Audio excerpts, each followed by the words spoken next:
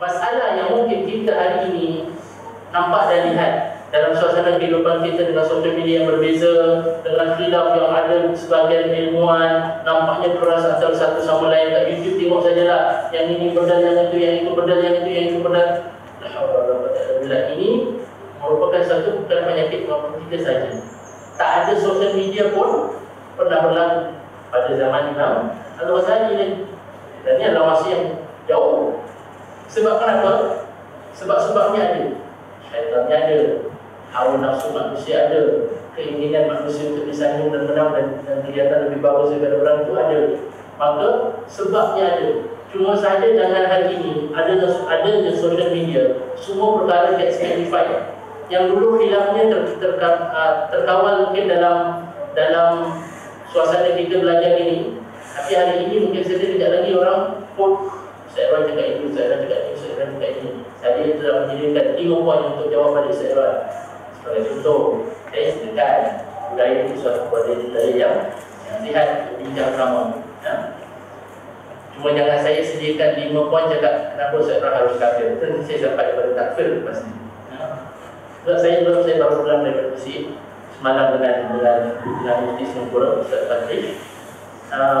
Dan tema kepada perbincangan di muktamar Wizara Waqaf atau Indonesia Waqaf ni adalah takfir, bahaya pemikiran takfir, dan juga bahaya memberikan fatwa tanpa ilmu. Ini adalah satu isu besar. Ada wakil daripada 29 negara pembentangan kertas kerja dalam lebih kurang ada dalam 30 kertas kerja yang membincangkan tentang bahaya takfir. Dan ini adalah satu fenomena yang perlu kita perhatikan lebih dekat lagi supaya penyakit yang sedang berlaku di sebahagian besar negara Timur Tengah ini tidak kemudian merebak dan menjangkit kepada kita pula di sini. Mereka menghadapi hujan itu.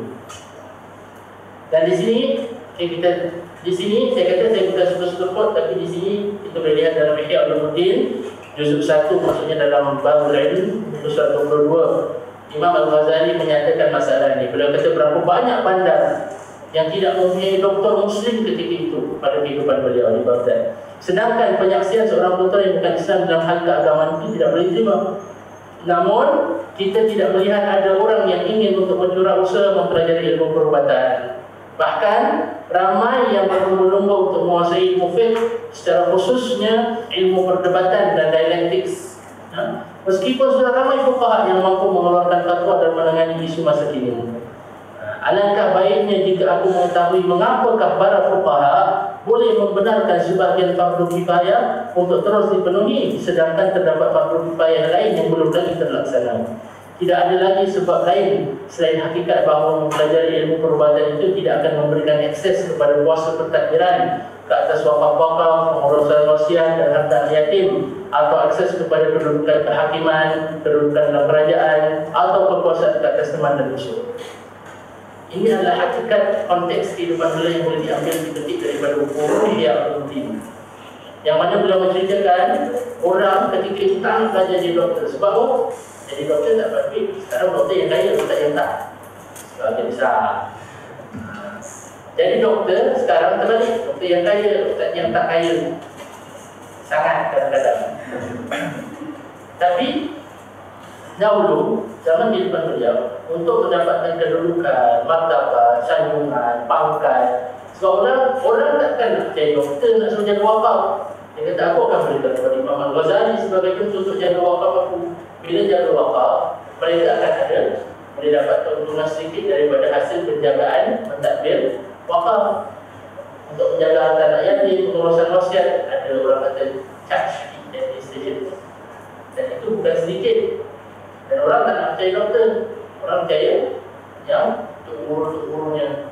Jadi penyakit atau budaya sebagai ilmuwan ketika kepada kehidupan Imam Al-Ghazali adalah sedikit. Maka Imam Al-Ghazali kata, ini adalah satu yang beliau jadi beli.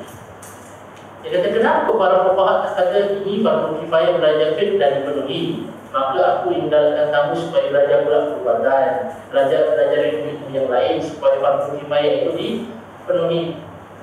Maka ini juga satu yang kita lihat. Yang akhir ni, selain daripada akses, kekuasaan ke atas umat dan musuh.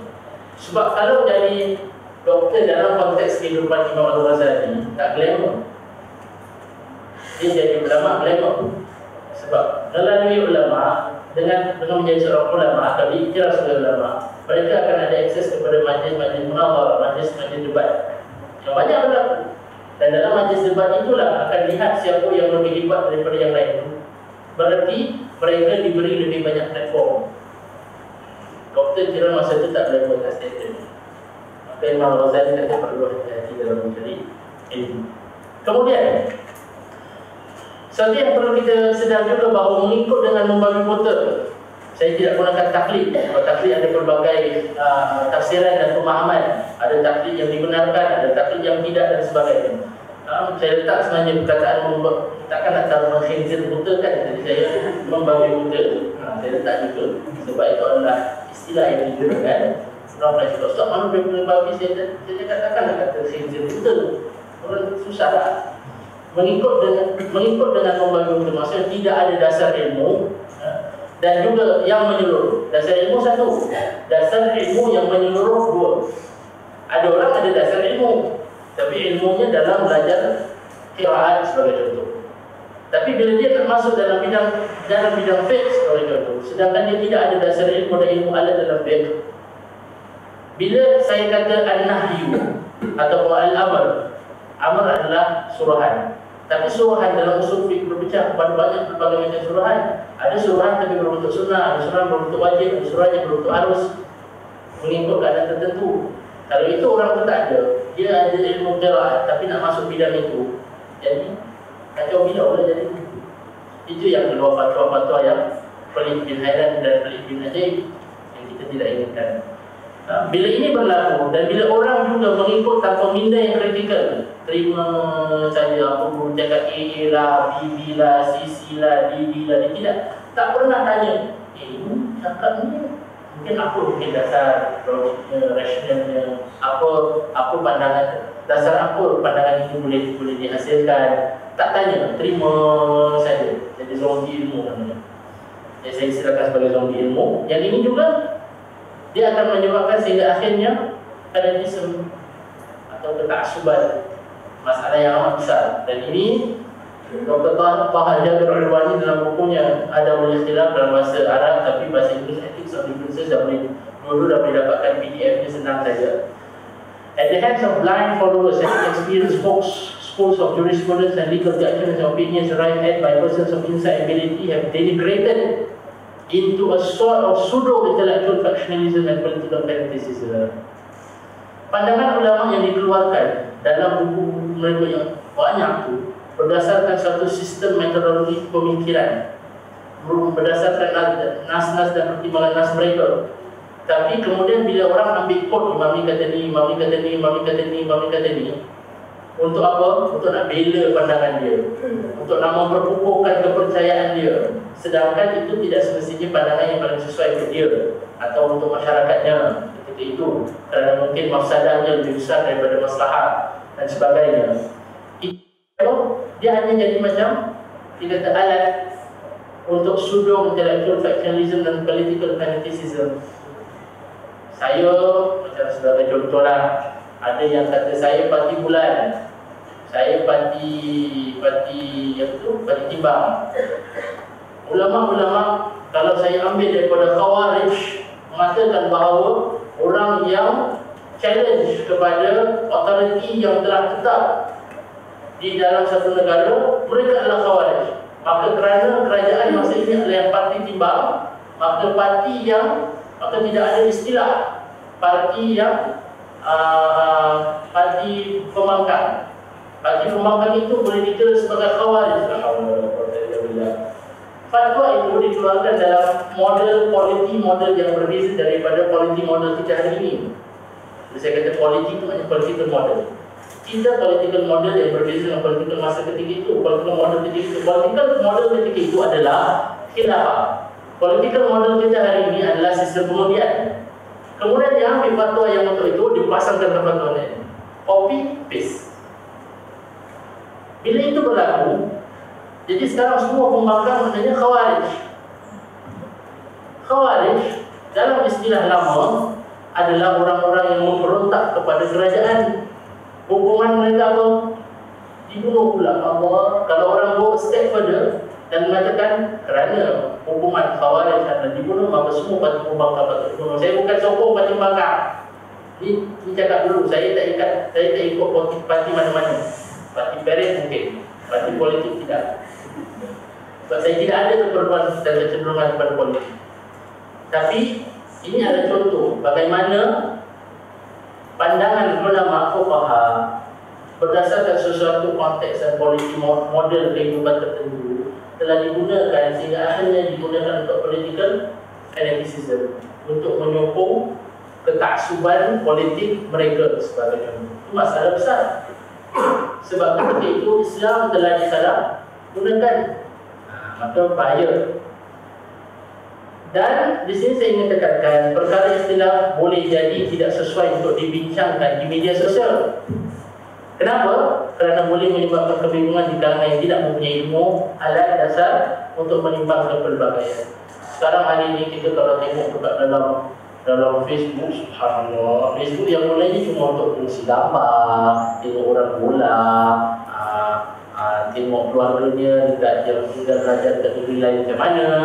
Itu orang nak tahu tangkap ikan apa, pergi pasar beli ikan apa hari ni kan. Itu asal tujuan networking saja. Tapi hari ini Facebook dah jadi macam satu library. Orang kalau nak cari pandangan agama, dia tak pergi lagi dekat buku besar. Dia cari ustaz yang dia suka, dia tengok kat dalam Facebook, ada tak pandangan ustaz dia. Lagi-lagi yang ada Q&A. Sekarang masalah penuntut ilmu adalah masalah Q&A. Dia nak fatwa secepat dan semudah posting status di Facebook. Tak boleh. Para ulama melalui latihan training puluhan tahun sebelum mereka boleh sampai pada tahap pengeluaran fatwa sedemikian. Tapi hari ini orang jadi instant muftis dalam satu malam. Maka sini saya ingin sarankan di sini, apabila kita ingin membincangkan suatu perkara ikhtilaf, kita perlu sadar siapa yang akan membaca perbincangan khilaf kita. Kita perlu sadar untuk apa kita nak menggunakan khilaf. Kalau khilaf ini hanya untuk memenangkan pandangan kita saja, itu perlu berhati-hati. Sebab kesannya mungkin lebih besar daripada apa yang kita jangkakan. Dia bukan kesan kita feel saja, dia boleh membingungkan orang yang di luar yang tidak terbiasa dengan berbagai pandangan. Saya banyak di pejabat mufti. Sebagai contoh lah, sebagai contoh. Boleh contoh. Yalah, tahun lepas tentang Merry Christmas. Ini terus terang cakapnya. Kan banyak kan ulama berbagai pandangan tentang ucapan Merry Christmas kan. Ada tentang haram, syirik, kafir dan sebagainya. Orang sebab ada yang kata boleh dan sebagainya. Jadi yang kosong, orang yang kosong yang baru nak belajar agama, sebab orang baru nak belajar agama dia akan lebih berhati-hati. Dia akan, saya nak kena hati-hati. Dia akan ambil yang paling ketat. Tak kisah dia ambil yang paling ketat. Tapi kemudian dia melihat orang yang lain, keluarga sendiri yang macam itu, bahayanya. Saya pernah kes satu anak sehingga cakap, bapak kalau ikut pandangan itu bapak musyrik. Itu perkara furuk. Dia berkaitan dengan akidah, tapi tidak ada ijma' dalam perkara itu. Tidak ada nas zahir yang mengatakan la taqulu Merry Christmas dalam hadis, tidak ada. Maka dia terbentuk kepada ruang ikhtilaf. Dan apabila tapi orang tidak tahu, orang share saja. Ustaz ni cakap ni, saya share. Bila share, dia akan menyebabkan masyarakat kita bingung. Daripada perspektif saya di pejabat mufti, dan ini saya berikan perspektif saya sebab kita bermuamalah dengan orang yang berbagai pandangan. Apa yang berlaku adalah mereka jadi bingung, tidak tahu. Ada yang lebih teruk, macam saya tadi kata, bapaknya musyrik juga. Sebab pandangan fatwa yang beliau percaya padanya. Itu pun masalah kedua. Bila belajar ilmu, tidak belajar adab ilmu. Maka sebab itu perlunya kita untuk mendapatkan penjelasan daripada sumber sesuatu perkara. dan jangan mudah menerima berita tanpa mendapat kepastian. Sebagai contoh, orang taruh nama Ustaz Jalaluddin, lepas tu dia taruh kod Ustaz Jalaluddin kasih fatwa macam ni, kita pun sebarkan kata Ustaz Jalaluddin cakap macam ni. Padahal dia tidak cakap. Padahal dia cakap itu untuk fatwa khas. Fatwa ada yang am, ada yang khas. Fatwa tidak boleh untuk semua orang, untuk semua perkara sama saja, tidak. Itu indahnya fatwa. Fatwa diberikan kepada mustafti, orang yang bertanya, untuk soalan yang khas, realiti yang khas, yang unik untuk dia dan bukan orang lain.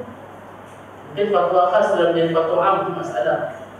Orang sebarkan. Maka bila kita dapat satu perkara yang kita, ya betul Ustaz yang cakap macam ni. Bila ada soalan demikian, langsung saja kepada sumbernya, tanya orang yang terus.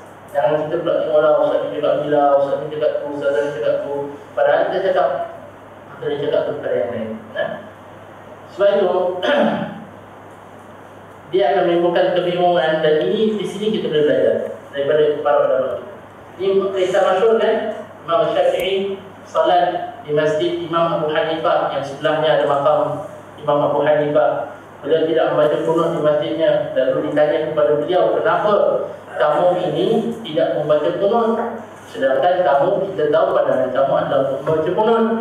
Kemudian jawab Imam Syafi'i, bagaimana aku boleh menyelisi beliau yang Abu Hanifah, sedangkan beliau ini, sedangkan aku ini berada bersamanya, dekat dengan makam Abu Hanifah, hormat kepada imam meskipun dah meninggal dunia. Mungkin sebagai kita pelanggan dah mati Ustaz, tapi tidak, sebab dia tahu yang dia lakukan ini akan memberi kesan kepada orang keliling. Bayangkan dia masuk dalam masjid yang mengamalkan pandangan Imam Abu Hanifah, kemudian dia pula buat pun. Tak tahu orang kat belakang dia nak buat apa sekarang. Jadi kecoh orang, boleh menjadi fitnah. Sebab tu boleh dia buat. Kisah Khalifah Harun al-Rashid mengatakan kepada Imam Malik, aku ingin membawa Muwatta' kamu dan aku ingin kemudian sebarkan di seluruh empire Islam, memastikan semua orang ikut pandangan kamu saja dalam Muwatta'. Ini yang Imam Abu Hanifah, Ustaz Hanif berlepas katakan antara Islam seragam dan Islam yang berbagai. Untuk perkara-perkara seperti ini tidak perlu diseragamkan. Imam Malik ketika itu melarang, sebab beliau kata, aku tidak mahu sehingga aku menyempitkan agama untuk orang yang lain, dan kerana mereka sendiri ada pandangan yang mereka telah terbiasa dengannya. Dan ini saya bawa pada cerita yang seterusnya, Profesor Hamka dalam tafsir Al-Azhar, bila beliau sedang membincangkan tentang ayat la yanhaqumullahu 'anil ladzina lam yuqatilukum fid din.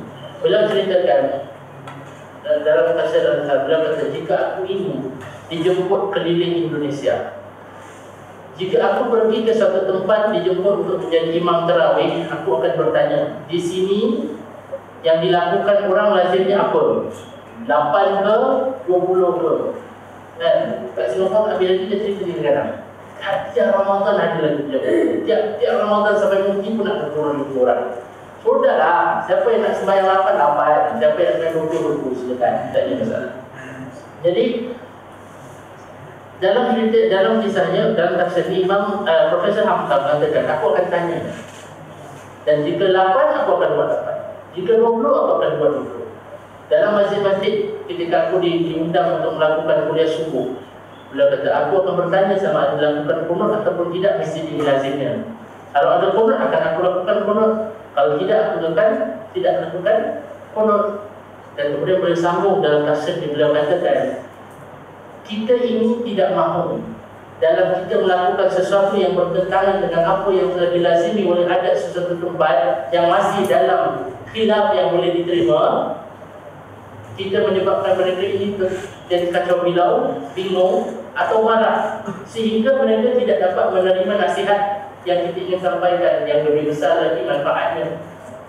Bayangkan kalau dia pergi ke satu tempat yang orang semua orang biasa buat macam itu, dia pula paksa dia kata, apa yang awak buat ni semua salah, padahal khilaf. Orang takkan nak terima apa yang dia nak sampaikan lepas tu. Sedangkan apa yang disampaikan adalah tafsir Al-Quran, mungkin ceramah tentang nilai-nilai untuk memperbaiki keadaan sosial, masalah sosial mereka yang lebih besar. Sebab khilaf diterima. Masalah sosial seperti zina dan sebagainya itu perlu kita tangani, tak boleh kita terima. Maka di sini saya bila baca Profesor Hamkan dia kata subhanallah, ini hikmah ulama. Ini hikmah ulama. Kita macam saya, budak-budak peribadian ilmu ni, kita masih berada pada tempat hamasah. Semangat. Agama, Quran, sunnah, ulama ni, ulama tu. Tapi kita tidak ada hikmah kebijaksanaan syekh, orang yang telah berumur, yang lebih tahu memberikan keutamaan yang sesuai pada waktu yang sesuai, yang kenal akan keperluan sesebuah masyarakat. Itu perlu kita sesuaikan. Maka fiqhul ikhtilaf perlu juga ada fiqhul dakwah. Itu kalau berkas ada yang orang tentang fiqhul dakwah. Ini promosi kita dan promosi kita. Dah jalan kat berkas. Kemudian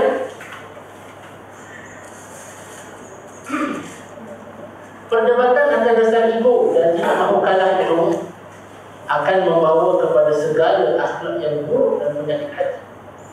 Imam Al-Ghazali kata, ketahuilah bahawa dalam ni semua saya ambil daripada Kitabul Ilm. Pasal Kitabul Ilm banyak panjang, tapi mempunyai banyak unsur-unsur nasihat yang perlu untuk seseorang itu sebelum dia lebih mendalami ilmu agama. Itu perlu. Bila kita ketahuilah bahawa perdebatan yang dijalankan dengan tujuan untuk menang dan menewaskan orang lain serta untuk menunjukkan kelebihan dan kemuliaan di mata manusia atau untuk dibanggakan dan mendapat kecenderungan dan perhatian manusia adalah sumber segala akhlak yang tercela di sisi Allah serta akhlak yang dipuji di sisi musuh Allah iaitu syaitan. Sebab dia ada kaitannya dengan apa? Kesombongan, ujub, hasad, keinginan untuk menewaskan dan lain-lain lagi. Dia kata diumpamakan seperti dia kata minum arak, seperti minum arak atau zina, arak dengan segala keburukan yang zahir. Mungkin orang kata saya ni minum arak je, tak ada masalah, saya minum arak diam-diam apa. Tapi daripada minum arak itu dia akan membawa kepada banyak perkara lain kan. Yang mabuk boleh sampai zina, yang mabuk boleh pukul orang, yang mabuk boleh langgar orang, yang mabuk boleh melanggar rakyat. Sebagai contoh, yang mabuk boleh membawa berbagai keburukan. Maka dia kata sama juga orang yang bila dia masuk ke dalam medan perbincangan, tujuannya adalah memuaskan orang lain, bukan untuk mencari kebenaran. Itu sesuatu yang perlu kita amat perhatikan. Dan saya tekankan daripada awal. Di sini saya ingin berkongsi sedikitlah. Tadi kita mula dengan beberapa prinsip dasar. Ini kisah-kisah daripada para sahabat yang subhanallah, bila saya baca, saya beriman. Sebab itulah Nabi SAW mengatakan, mereka ni ashabi kan-nujum. Sahabat-sahabat ini adalah ibarat bintang-bintang yang mana dengannya kita akan dapat panduan menuju Allah Subhanahu wa taala. Ini yang akhirnya bukan hadis mafhum daripada hadis itu. Ya, hadisnya adalah ashabi kan-nujum. Sahabat-sahabat itu adalah ibarat bintang. Kenapa? Kerana bintang pada saat kegelapan malam dia menjadi penyinar membawa orang sampai kepada destinasi. Maka para sahabat ridwanullahi alaihim ajma'in adalah demikian. Ya. Pertama, kisah ikhtilaf antara Abdullah bin Abbas dan Zaid bin Thabit. Kita tahu Zaid bin Thabit adalah yang Nabi sebutkan dalam sebuah hadis, afradukum, orang yang paling pakar dalam para di antara kamu adalah Zaid bin Thabit. Dan Abdullah bin Abbas. Ibn Abbas berpendapat bahawa ini dalam istilah, dalam isu datuk. Sama ada datuk itu seperti ayah, maknanya bila ada datuk semua daripada yang lain tak dapat, atau bagaimana. Abdullah bin Abbas berpandangan bahawa kedudukan datuk seperti ayah. Bila ayahnya tak ada, si A meninggal, tinggalkan datuk dengan adik-beradiknya saja, maka datuk seperti adik-beradik, dia seperti bapa, dia memahjubkan. Maknanya adik-beradik yang lain tak boleh dapat, sebab dah ada datuk yang sama seperti bapa kedudukannya. Ini adalah pandangan Ibn Abbas. Ya.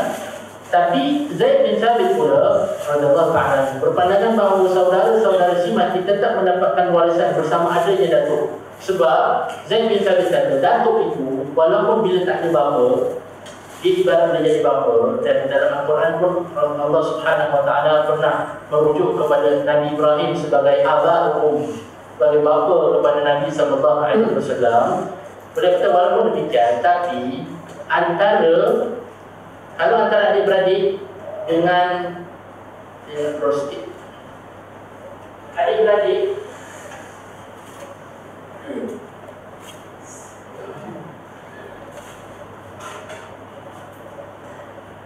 dia meninggal, dia ada dua circle.